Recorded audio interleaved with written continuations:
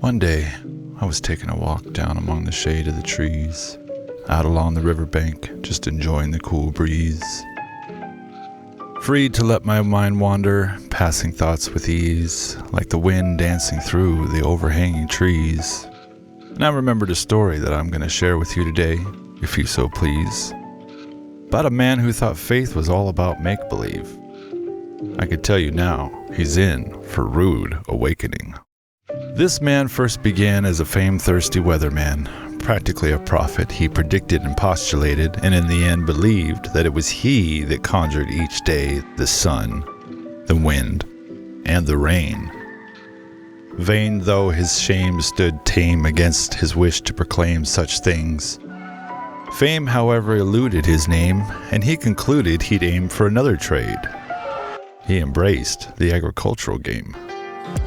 So intent on flexing the weather in his veins, he goes out and pays for 8,800 square acres of desert, thinking he himself will raise the land when he shouts and refrains in his own name, "Let this desert be filled with life-giving rain." Man, you should have seen the look on his face after 88 days of not a solitary drop of rejuvenating rain. But then, the angry was out of the cage, and this man rampaged his way across the state until he was face to face with the concept that faith was how he remained oblivious to his own failure and pain all the way back to his weatherman days. After all, a misplaced faith can drive a man from places whence he never came.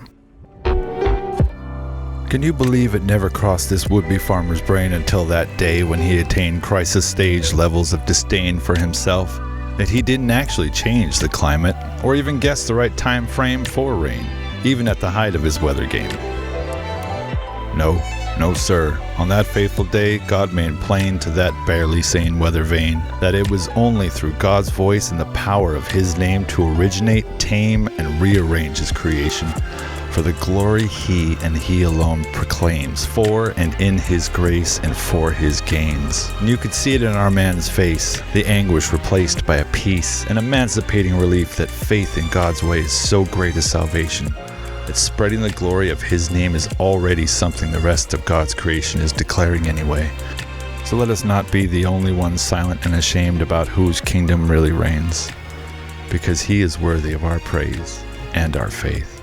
And that's the story of why I spread Jesus' name.